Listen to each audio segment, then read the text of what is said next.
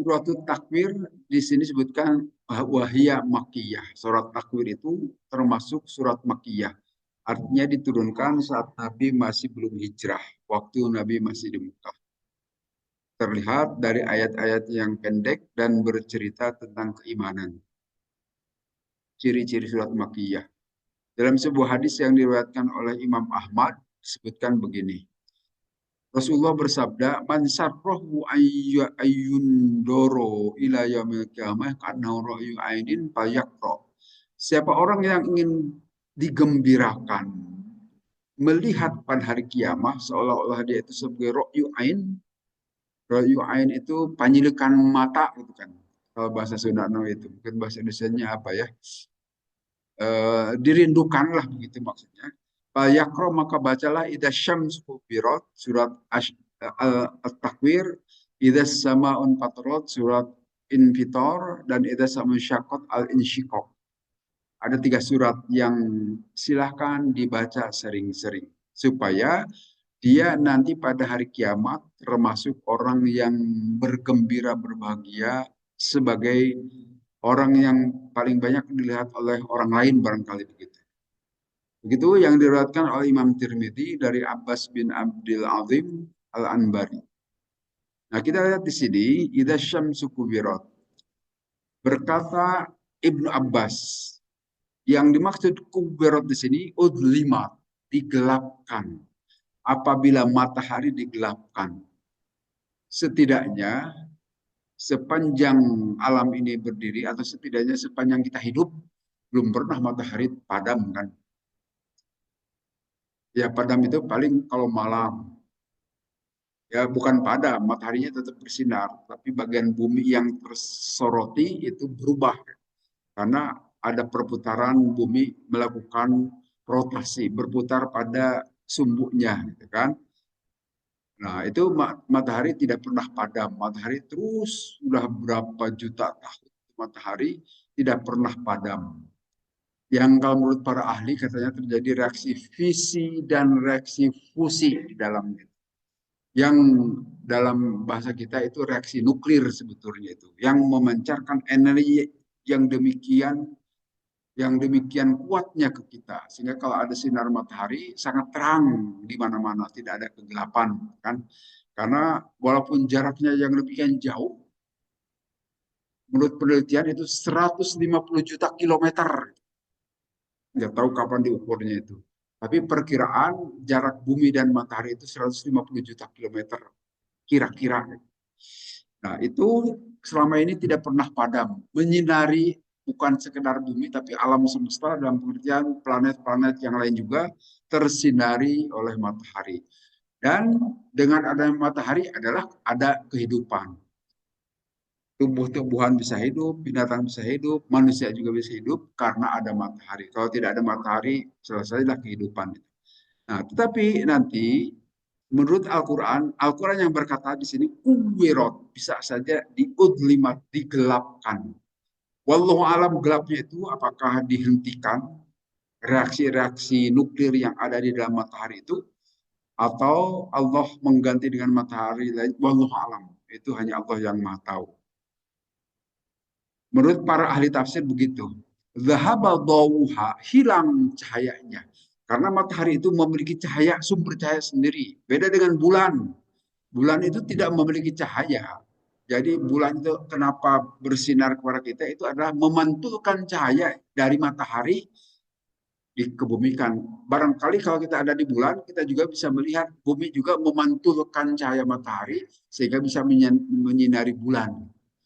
Kan bumi juga tidak bercahaya, bisa terang benderang ini karena ada sinar matahari. Tapi nanti kalau terangnya itu dilihat dari jauh dari bulan, bumi juga bisa bercahaya, bisa bersinar juga.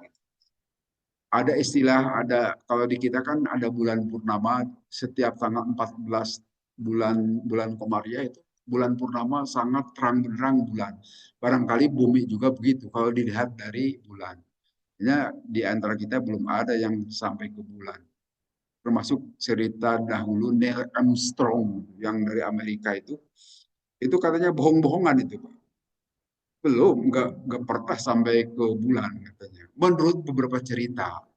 Walaupun kelihatan seperti seolah-olah betul ada di bulan. Siapa yang mengameranya, siapa yang memotonya, itu hanya di studio saja.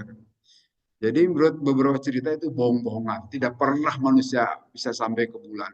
Bahwa terbang sampai ke atas bisa saja, tetapi tidak pernah sampai ke bulan. Menurut beberapa cerita.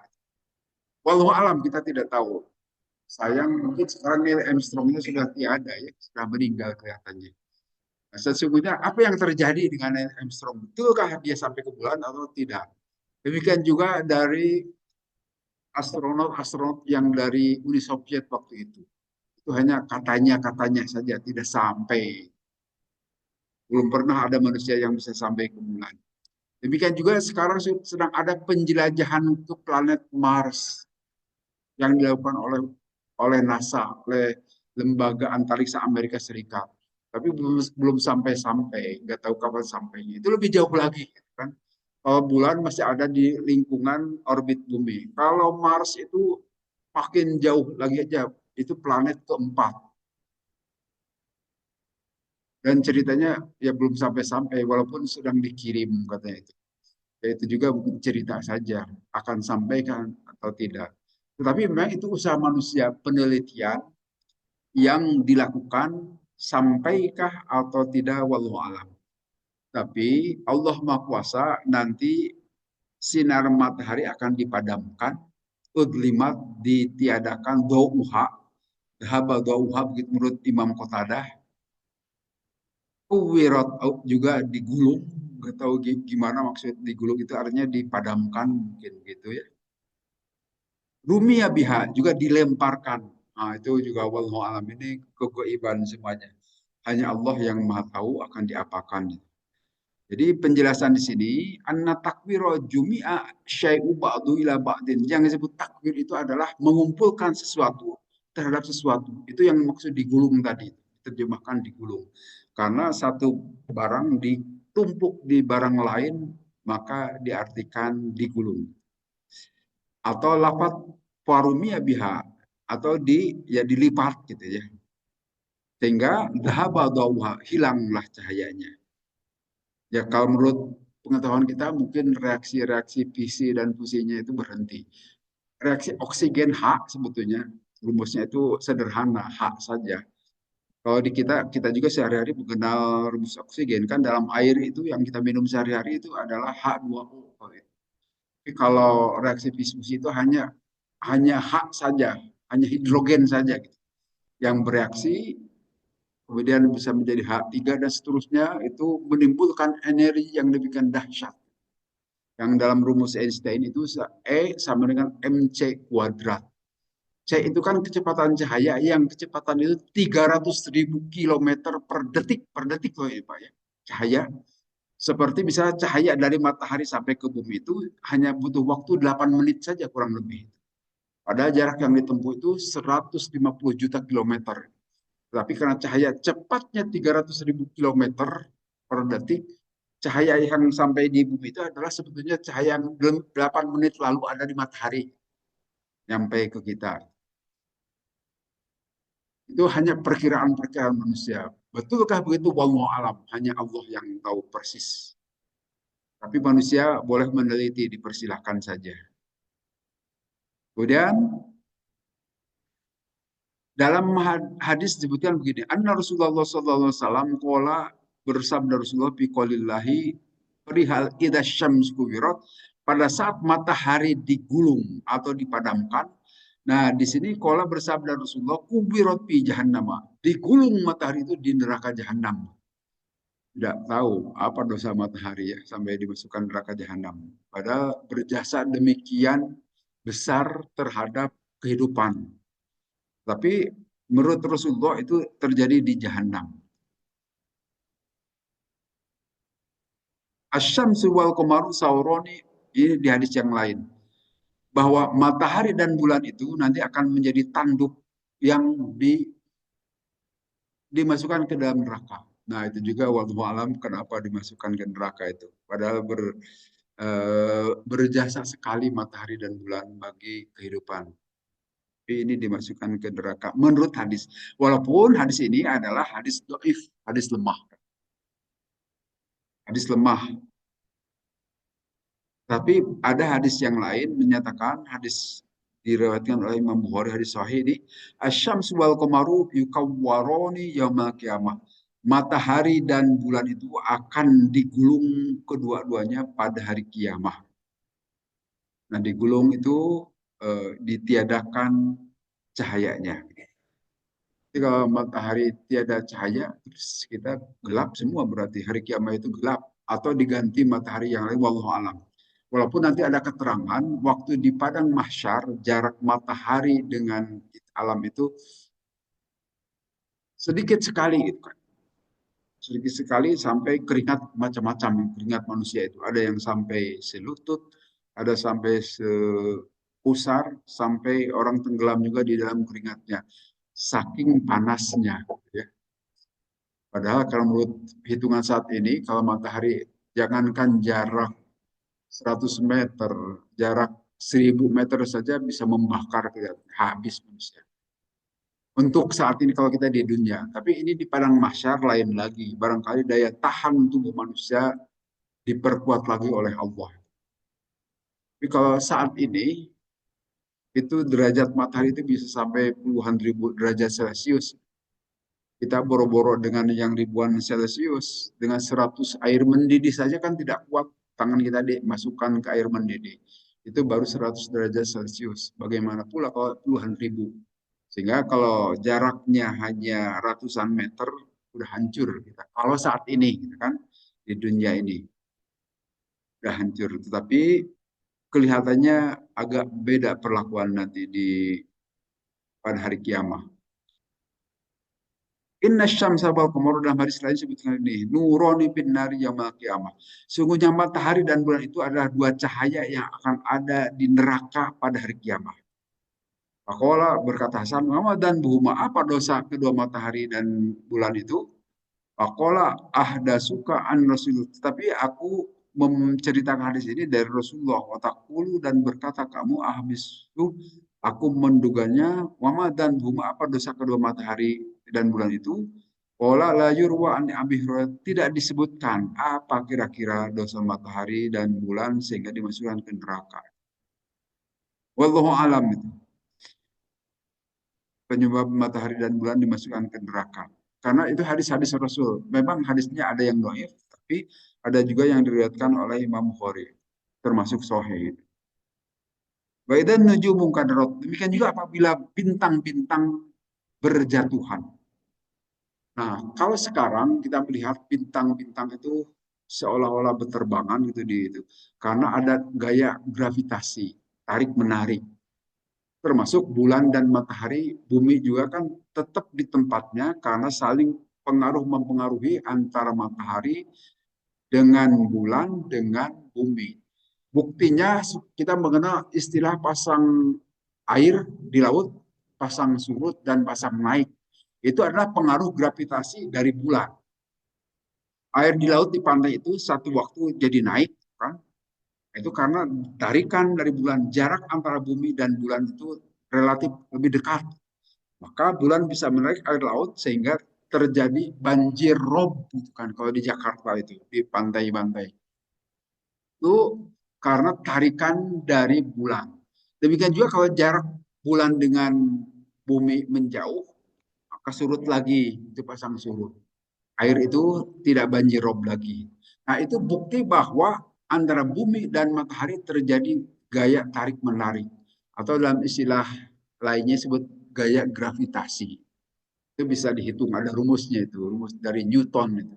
Cara menghitung benda-benda langit yang saling tarik menarik. Jadi mengapa bumi tetap ada di orbitnya, demikian juga matahari tidak berpindah ke tempat lain karena saling pengaruh mempengaruhi di alam semesta ini. Tetapi nanti disebutkan oleh Allah di sini wa idan nujumun kadarat dan apabila bintang-bintang itu berjatuhan, artinya barangkali gaya gravitasinya sudah tidak ada lagi, tidak ada tarik menarik lagi, berjatuhan lah, belajarlah. Disebutkan dalam ayat lain juga wa idzal kawakibun tasarat, dan apabila bintang-bintang itu berjatuhan di surat Al-Infitor. Wa idzal buhusu husyirat, dan apabila binatang liar di sini ya seperti binatang buas mungkin yang ada di hutan, husyirat dikumpulkan, ikhtulitot dicampurkan. Ya seperti kalau ada kejadian alam, itu binatang itu lebih peka daripada manusia. Kalau akan terjadi mungkin kebakaran atau ada bencana alam, banjir dan sebagainya, itu binatang-binatang liar itu suka keluar dari hutan. Kalau keluar dari hutan itu tidak lama kemudian terjadi bencana itu. Apakah banjir atau gunung meletus dan sebagainya. Mereka ternyata lebih peka dengan peristiwa alam. Demikian juga pada hari kiamat, barangkali kalau sekarang kita tidak melihat monyet-monyet di kampung kita itu, mungkin menjelang kiamat itu mereka keluar dari hutan. Dari Dago Pakar, Dago Pakar kan banyak monyet. Gitu. Dan juga di tempat-tempat hutan yang lain pada keluar, ular dan sebagainya masuk ke kampung-kampung. Itu istilah di sini, wa idza wuhusyu husyirat, dan apabila binatang-binatang liar itu dikumpulkan, bercampur aduk. Wa idza isyaru uttilat. Demikian juga apabila unta yang bunting itu kan dipelihara, tetapi uttilat tidak diperhatikan lagi oleh pemilik-pemiliknya karena ya gimana mau memperhatikan unta-unta begitu, dirinya sendiri juga butuh perhatian. Jadi masuk ke SDM lagi, selamatkan diri masing-masing. Sehingga binatang ternaknya itu sudah tidak terurus. Itu akan terjadi satu waktu. Kejadian itu akan bisa terjadi orang tidak memperhatikan lagi terhadap kondisi dirinya dan di luar dirinya. Di ayat sebelumnya di Ambasa kan boro-boro memperhatikan binatang ternak terhadap ibu, bapak, anak, saudaranya juga berlarian. Gitu. Kemudian disebutkan di ayat berikutnya wa idzal biharu sujirat, dan apabila lautan dipanaskan. Laut dipanaskan. Saat ini yang namanya air itu kan relatif dingin. Tapi ternyata di bawah laut itu ada juga api. Ditemukan di beberapa tempat. Ya seperti di Selat Bermuda misalnya. Selat Bermuda yang di Amerika Serikat itu. Yang orang-orang pada takut kalau pesawat lewat itu suka tertarik, jatuh dan tenggelam. Tidak. Nah kelihatannya di situ ada energi yang demikian kuat. Barangkali mungkin juga ada panas, ada api barangkali di bawahnya. Wallahu alam. Tapi sudah dikenal di seluruh dunia itu selat yang cukup mematikan. Hati-hati kalau melakukan penerbangan ke sana katanya. Wallahu alam, saya juga belum pernah lewat ke sana. Tapi menurut cerita-cerita seperti itu. Wa idzal jibalu sujirat, dan apabila gunung-gunung sudah diperjalankan, sudah dihancurkan. Jadi kalau sekarang ya seperti kita lihat gunung itu kalau meletus dia hanya mengeluarkan abunya saja atau apa yang ada di dalamnya. Tapi nanti itu betul-betul dengan gunungnya bisa hancur. Berjalan istilah di sini. Sujirat diberjalankan. Seperti sayyaroh itu bahasa Arabnya untuk mobil kan. Sayyaroh karena bisa berjalan. Demikian juga onta-onta tadi sudah sebutkan tidak diperhatikan lagi oleh orang. Wa idza buhusyu husyirat, dan apabila binatang-binatang ternak tadi dikumpulkan sama, kemudian wa idza biharu sujirat, apabila lautan sudah dipanaskan. Wa idza nufusu zuwijat, dan apabila diri-diri sudah dipersatukan lagi, artinya pada hari kiamah itu akan dibangkitkan manusia itu kan dari alam kuburnya. Dari kuburnya dan akan menyatu lagi antara jasad dengan rohnya. Ini istilahnya jungwijat, dikawinkan. Artinya dikawinkan itu dipersatukan kembali. Nyawa-nyawa yang ada di alam ruh, kemudian akan bersatu lagi dengan jasad-jasad yang bertebaran di pekuburan. Yang nanti dari jasad-jasad itu yang asal usulnya dari adnabul apa mata kolang kalau bahasa Sunda atau tulang ekor lah dalam bahasa kita. Tulang ekor itulah nanti manusia akan mencunghul menjadi manusia lagi.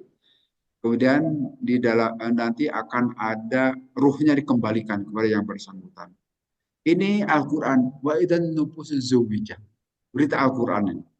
Bagaimana caranya? Tentu itu juga sesuatu yang gaib yang kita tidak mengerti bagaimana caranya.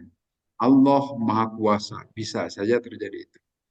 Yukronu bainar rojulis soleh ma'ar rojulis soleh, dan tidak akan tercampur bahwa jiwa kita atau nyawa kita itu pasti akan masuk ke jasad kita.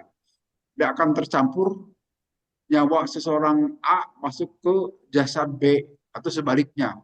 Tidak mungkin, pasti akan masuk ke nyawa kita lagi. Kalau orang baik tentu saja akan bercampur dengan jasad yang baik sebelumnya. Kalau orang jelek demikian juga akan bercampur dengan jasad yang jelek sebelumnya. Tidak mungkin akan kecampur atau akan terjadi perkeliruan. Walaupun miliaran manusia, demikian banyak. Dan bukan hanya manusia, binatang-binatang ternak yang lain juga bisa terjadi. Demikian juga para malaikat dan jin. Dan ini kemahakuasaan Allah. Harus begitu, yang namanya Tuhan itu maha kuasa. Jangan ini disalib tidak bisa apa-apa, Tuhan macam apa itu. Jadi harus memiliki kemahakuasaan, itu Tuhan yang benar. Dan itu yang digambarkan di dalam Al-Quran. Tidak ada istilah Tuhan lemah, apalagi minta darah. Baru diampuni dosa apabila ada darah anaknya dimakan. Padahal dalam Al-Quran tidak pernah sampai itu darah kurban. Yang sampai kepada Allah itu adalah ketakwaannya. Jadi Allah tidak butuh darah-darah kurban itu. Yang sampai itu adalah ketulusan ketakwaan dari kita. Itu yang paham, yang logis, itu masuk akal. Bukan seperti butuh darah anak. Nah, nanti kalau gitu harus dikurbankan anak manusia itu kan. Ya itu seperti itu. Itu tidak logis itu. Cara-cara seperti itu. Kemudian di ayat berikutnya wa idal mau'udatus ilah, dan apabila anak-anak bayi perempuan, nah ini menceritakan juga bahwa zaman jahiliyah itu orang itu kalau punya anak perempuan itu aib, makhluk. Apa sebab? Karena tidak bisa diajak berperang. Kalaupun diajak berperang ya jadi hanya cheerleader aja palingnya. Jadi nyanyi-nyanyi dan gitu. Tidak bisa bawa pedang maksudnya. Tidak bisa membunuh dan sebagainya. Memang perempuan juga suka diajak perang. Seperti dalam perang Uhud kan melibatkan kaum perempuan tuh dari Mekah itu. Tapi ya hanya jadi cheerleader aja gitu. Tidak bisa menusuk, membunuh. Nah, orang itu kalau punya anak perempuan itu aib, sehingga anak-anak perempuan itu sebelum dewasa selagi masih bayi langsung dikubur hidup-hidup. Ini juga yang pernah dilakukan oleh Sayyidina Umar zaman jahiliyah dahulu. Beliau pernah mengubur anak perempuannya selagi masih bayi sampai beliau menangis gitu kan setelah beliau jadi muslim yang baik karena mengingat masa lalu yang mengubur hidup-hidup anak perempuannya. Nah, diabadikan di dalam Al-Quran, wa idal ma'udatu silat. Dan apabila bayi-bayi perempuan yang dikubur hidup-hidup itu suilat ditanya. Ya ayyidan bingkulat. Apa sebab gerangan dosa mereka dikubur hidup-hidup? Karena mereka tidak punya dosa apa-apa. Hanya karena merasa aib saja di orang-orang jahiliyah, maka mereka dikubur hidup-hidup. Nah, disebutkan di sini al-maudatu hiya allatikan ahlu jahiliyah yadusuna fitrob. Itu adalah maudah itu adalah yang terjadi zaman jahiliyah yang suka dibenamkan ke dalam tanah karena takut atau aib atau malu punya anak perempuan. Payaumal kiamah, maka pada hari kiamat terus lalu akan ditanya al maudatu ay dan bin kutilat. Gerangan apa dosa sehingga mereka dibunuh tanpa sebenarnya tidak ada dosa apa-apa, tapi tetap Allah akan bangkitkan nanti. Mengapa kalian dibunuh? Gitu. Yakuna dzalika tahdidan liqatilha. Itu sebagai peringatan bagi orang yang melakukan pembunuhan terhadap bapaknya biasanya. Faida sudah madlum pamadhannud dhalim. Idan. Kalau ditanya yang didolimi itu bayi-bayi perempuan yang dibunuh tadi, bagaimana nanti perilaku orang yang mendolimi? Jadi berat sekali pertanyaan dari Allah dan belum tentu bisa menjawab dengan logis. Orang yang melakukan pembunuhan terhadap bayi-bayi yang masih kecil itu.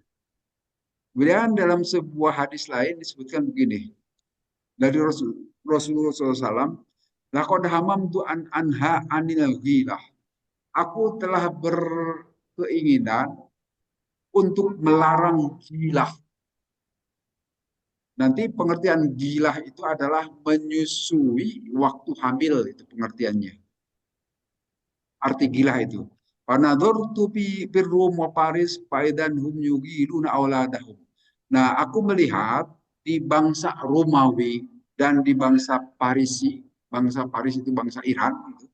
Oh, sekarang mereka melakukan gilah terhadap anak-anaknya, artinya menyusui sewaktu hamil.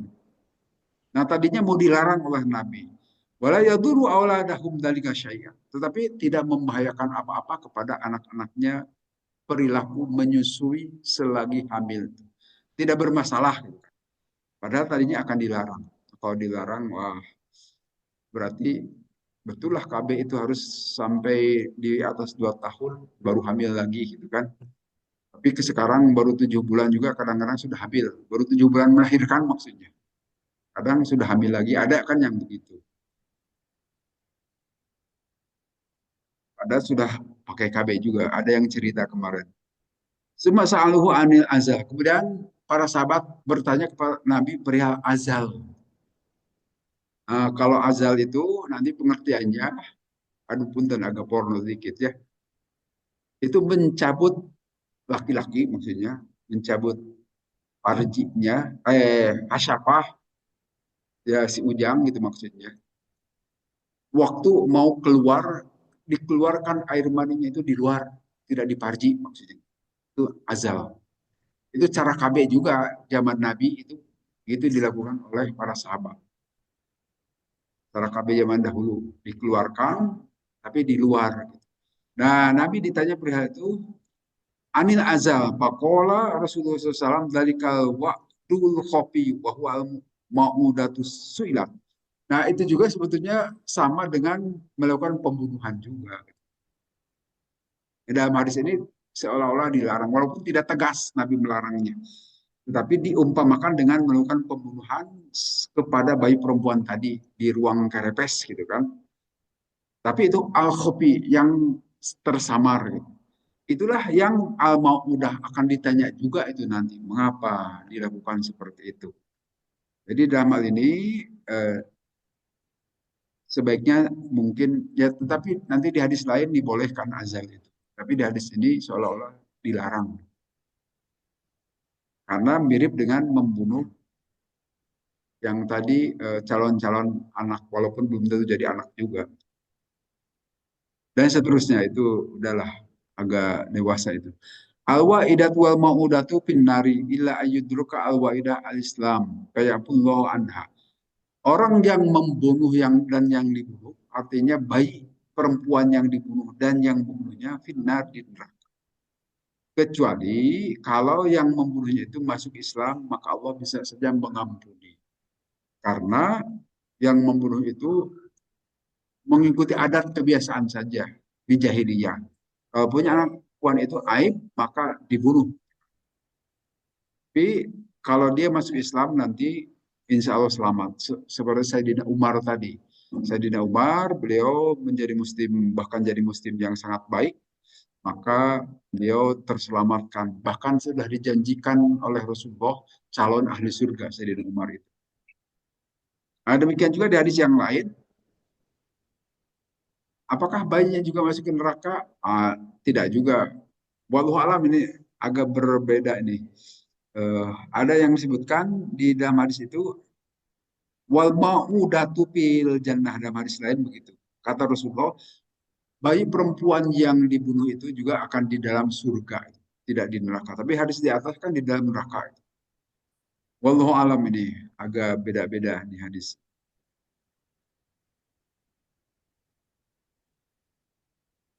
Wa idal jahim su'irat, dan apabila neraka jahim dinyalakan, dipanaskan.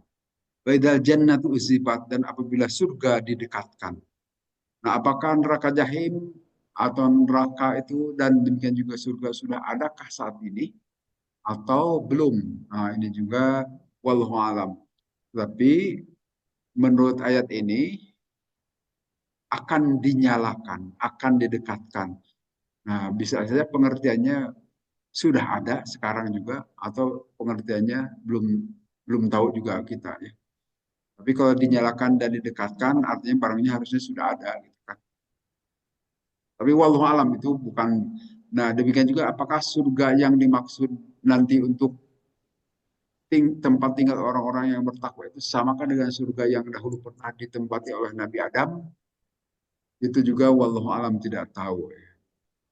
Karena kalau di surga Nabi Adam itu ada larangan, tidak boleh makan buah khuldi itu ya. Tapi kalau di surga yang nanti akan ditinggali kaum yang beriman, itu tidak ada larangan, bebas mau apapun gitu di sana. Sehingga ada yang menyatakan itu lain, tetapi ada yang menyatakan ya itu juga. Tapi wallahu alam, hanya Allah yang tahu. Kemudian pala uksimu bil khunnas al jawari khunnas. Maka aku bersumpah dengan bintang-bintang yang akan meredup tadi. Walaili idza as'as, dan demi malam yang akan larut juga. Wasubhi, dan demi pagi idza tanapas, apabila menyingsing, pajarnya itu menyingsing. Dan seterusnya ini Allah bersumpah dengan makhluk-makhluknya di sini. An-nujum yang maksud al-kunnas itu, bintang-bintang. Walaili, apabila hilang malamnya. Demikian dan seterusnya. Ini menceritakan makhluk yang saya kira jangankan zaman dahulu, sekarang saja kita kadang-kadang agak susah memahami ayat seperti ini. Apalagi zaman dahulu belum kebayang bagaimana itu bintang, bagaimana bulan, susunan hubungan satu dengan yang lain. Saat ini sudah ada ilmu astronomi juga, masih ada kegelapan-kegelapan di antara kita kan. Belum tentu semuanya memahami ini, pengertian ayat-ayat ini. Apakah teori yang disampaikan oleh para ilmuwan itu samakah dengan penjelasan Al-Quran? Bisa ya, bisa juga tidak. Karena para ahli juga itu hanya menduga-duga dari pengukuran-pengukuran. Dan mereka juga belum pernah sampai ke matahari, belum pernah sampai ke bulan, belum pernah mengelilingi bumi kan. Mana bisa, itu hanya perkiraan-perkiraan. Walaupun itu juga menggunakan logika, menggunakan kaidah-kaidah filosofis yang harus masuk akal. Seperti misalnya alam semesta itu sangat besar dan mengembang terus. Nah, itu memang sejalan dengan pengertian di surat Al-Anbiya, bahwa bumi atau alam semesta itu berkembang terus. Nah, pengembangannya itu seperti apa? Wallahu alam. Hakikatnya tidak tahu. Karena jaraknya juga sampai ribuan tahun cahaya. Padahal tadi seperti sudah disampaikan, jangankan 1 tahun cahaya, 1 detik saja jaraknya 300.000 kilometer. Demikian jauh. Di bumi saja tidak ada jarak 300.000 kilometer. Paling jauh kan keliling bumi hanya 40.000 kilometer. Jadi tidak ada yang jarak sampai 300.000 kilometer di bumi ini. Kalau kita memutari bumi dari Sukarapih dan kembali lagi ke Sukarapih, paling jauh hanya 40.000 kilometer itu. Dan mana ada yang mampu juga kan? Tidak ada kita. Sehingga semuanya dugaan-dugaan perkiraan. Yang namanya dugaan itu bisa iya, benar, bisa juga salah. Walaupun didasarkan pada cara berpikir yang logis. Innahu laqaulu rasulin kalim. Sesungguhnya Al-Quran ini adalah ucapan utusan yang dimuliakan. Yaitu malaikat Jibril. Jadi ini meyakinkan bahwa Al-Quran ini adalah bukan perkataan setan, bukan bisikan-bisikan setan. Kan sekarang bisa saja ada orang yang tiba-tiba ngaku jadi Rasul, gitu. Seperti Ahmad Musadek dahulu, tiba-tiba ngaku Rasul, atau Lia Aminuddin, tuh, Pangrangkai Bunga, tiba-tiba ngaku sebagai Rasul. Barangkali itu ada yang membisiki oleh setan kelihatannya, dibisikkan. Nah, bisikan itu bisa juga menimpa kita. Tiba-tiba kita juga ada yang membisikkan, disuruh ngaku-ngaku jadi Rasul, bisa saja. Kalau itu bisikan dari setan, bisa saja. Dan kita akhirnya mengaku-ngaku jadi Rasul. Nah, kalau Rasul yang asli tidak mungkin kalah. Tapi kalau Rasul yang palsu, ya bisa ditangkap oleh polisi. Tapi kita yakin tidak akan mungkin lagi ada Rasul setelah Nabi Muhammad SAW. Sehingga kalau berada orang yang ngaku-ngaku, pasti salahnya, palsunya. Nah, tetapi di sini Allah menjelaskan tentang Al-Quran. Dijamin Al-Quran itu ucapan dari malaikat Jibril, bukan karangan Nabi Muhammad. Coba saja perhatikan, kalau karangan Nabi, memang di situ cerita tentang masa lalu. Apakah Nabi pernah belajar ke orang Yahudi, ke orang Nasrani sebelumnya? Kan tidak pernah dikenal dalam sejarah hidup beliau itu. Pernah belajar ke Yahudi Nasrani. Kalaupun pernah belajar ke Yahudi Nasrani, harusnya sejalan keyakinan Nabi Muhammad dengan Yahudi dan Nasrani. Ternyata bertentangan, mengoreksi penyimpangan-penyimpangan dari Yahudi dan Nasrani. Jadi tidak mungkin hasil belajar dari orang lain Nabi. Tapi ini adalah penjelasan langsung dari Allah, mengoreksi itu.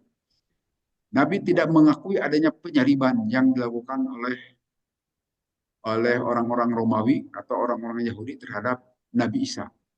Memang betul penyaliban terjadi, tetapi bukan Nabi Isa gitu.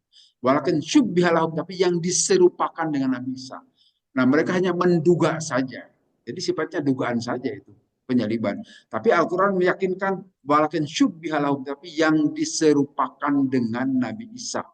Memang betul terjadi penyaliban, tetapi bukan Nabi Isa. Nabi Isa emang ilahi, tetapi Allah mengangkat Nabi Isa itu ke langit, hadirat Allah. Jadi selamat. Nabi Isa sendiri tidak pernah. Padahal penyaliban itu adalah keyakinan paling dasar dalam kekristenan.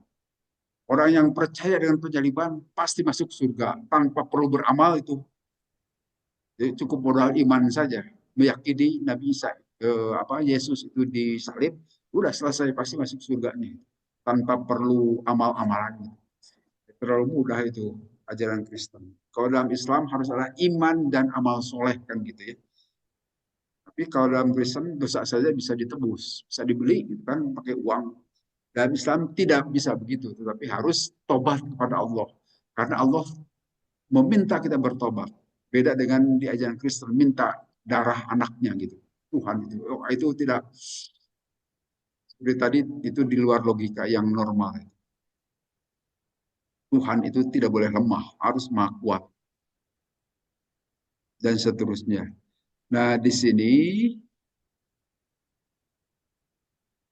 itu adalah malaikat Jibril yang menyampaikan kepada Rasulullah SAW. Yang kita tahu ada dua cara penyampaiannya, itu ada dilakukan sekaligus, itu yang kita sebut dengan istilah injal, turun sekaligus dari Lauh Mahfud ke Baitul Izzah di langit dunia, udah nanti dicicil selama 23 tahun dari langit dunia sesuai dengan peristiwa yang terjadi kepada Nabi Shallallahu Alaihi Wasallam. Itu yang disebut tanzil. Di Al-Quran itu diturunkan dari malaikat Jibril, bukan seperti perjanjian baru saat ini atau perjanjian lama, didasarkan kepada manuskrip.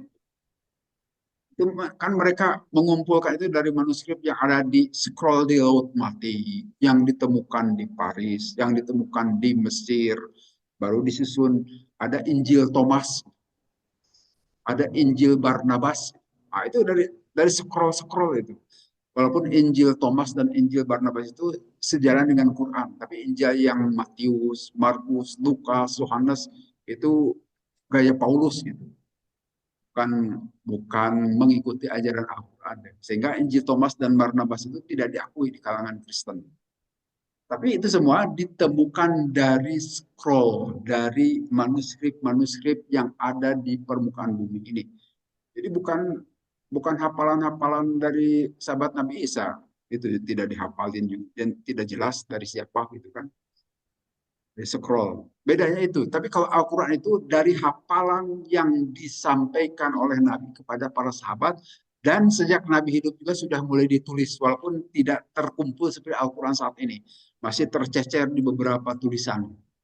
Nanti baru dikumpulkan zaman Sayyidina Abu Bakar dan lebih resminya lagi zaman Sayyidina Utsman bin Affan.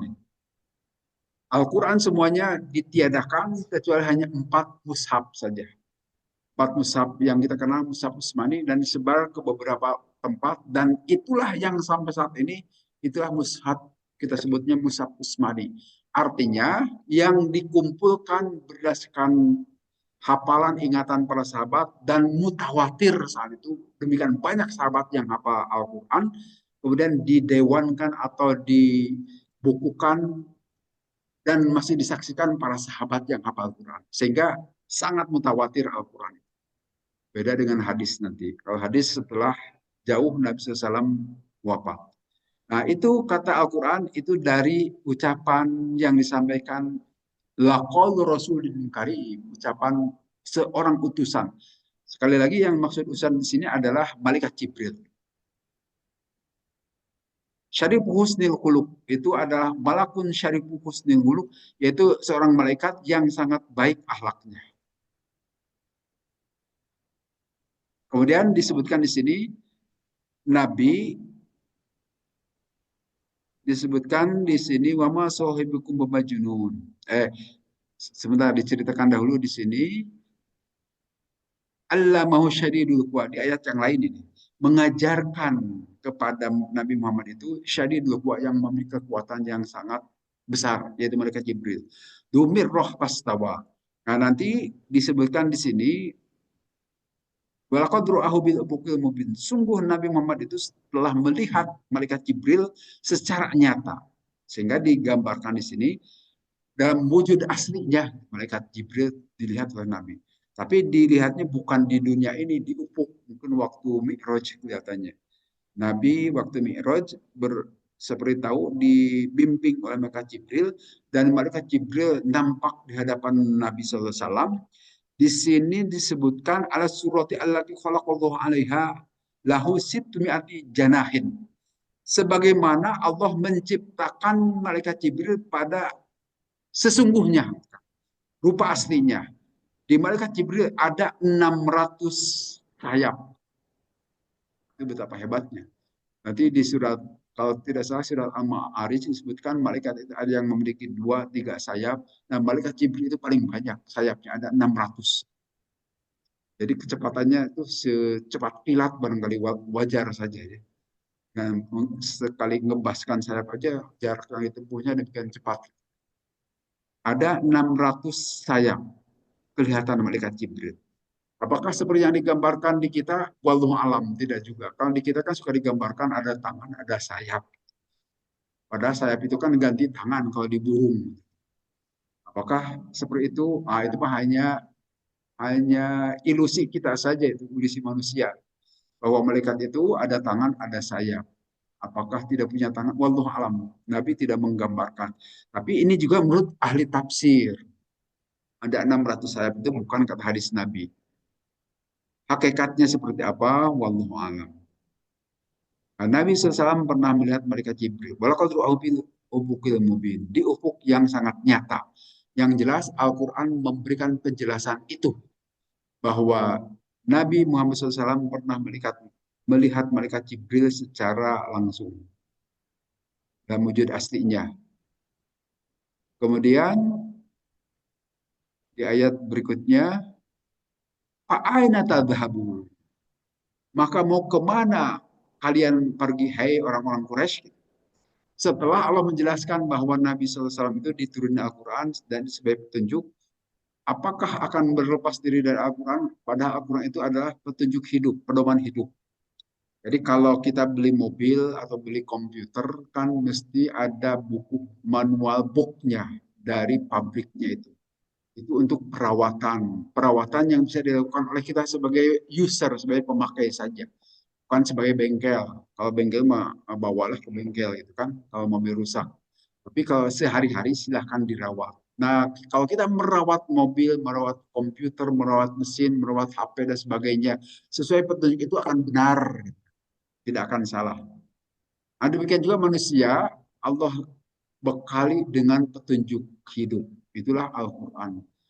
Silahkan rawat jiwa, silahkan rawat jasad menggunakan petunjuk Al-Quran. Salah satunya adalah puasa ini adalah merawat jasad juga.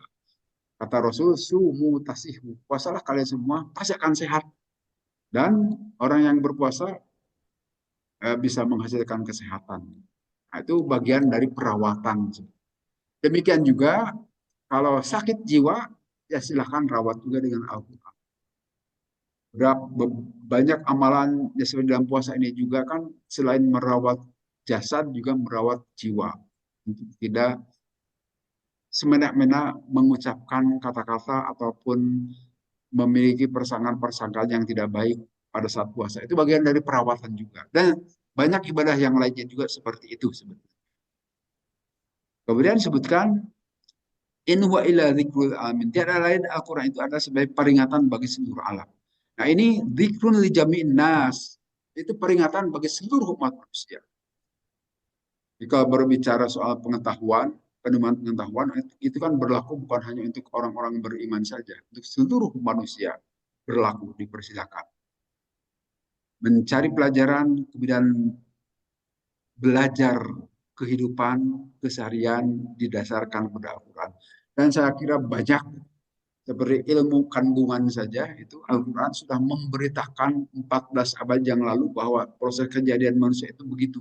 Dan sekarang terbuktikan betul apa yang diketahui oleh ilmu kedokteran atau ilmu kebidanan itu tidak jauh beda dengan apa yang disampaikan Al-Quran. Proses kejadian manusia di dalam rahim. Kan sebelumnya mana ada yang tahu kejadian itu kalau Al-Quran tidak memberitahukan. Ternyata pemberitahuan itu sama dengan pengetahuan saat ini. Sejalan, tidak bertentangan. Man arada hidayata fa'alaihi bihadzal Quran. Siapa orang yang ingin memperoleh hidayah, maka peganglah Al-Quran. Fa'innahu manjatun lahu wa hidayatun. Karena semua Al-Quran itu adalah pusat keselamatan dan juga sebagai hidayah. Wa ma tasya'una illa ayyasha Allah. Nah, ini dan tidaklah kalian semua bisa berkehendak kecuali kalau Allah berkehendak. Nah, ini meyakinkan ucapkanlah insya Allah. Kalau kita mau mengerjakan sesuatu di masa yang akan datang, jangan tanpa mengajak Allah. Setidaknya dalam hati kita, kalau Allah berkehendak saja, walaupun kita tidak mengucapkannya. Tidak mungkin kita bisa mengerjakan sesuatu tanpa kehendak Allah. Di surat As-Sofat kalau tidak salah, Allah juga mengucapkan atau ada kata ayat yang menyatakan wallahu khalaqakum wa ma ta'malun. Dan Allah yang menciptakan kalian dan apa yang kalian perbuat. Jadi perbuatan kita juga ini dalam kendali Allah. Walaupun nanti itu adalah gaya pemahaman Jabariyah. Kalau Jabariyah itu semua kehendak ada dalam kehendak Allah. Tapi kalau Qadariyah justru kita itu diberi kebebasan untuk bergerak sesuai dengan kehendak kita.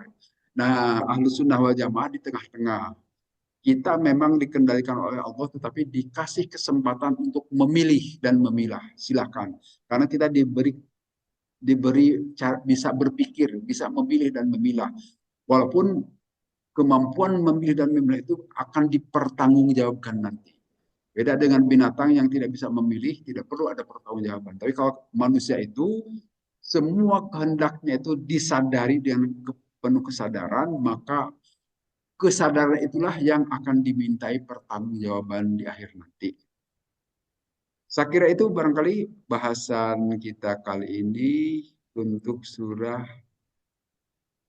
At-Takwir.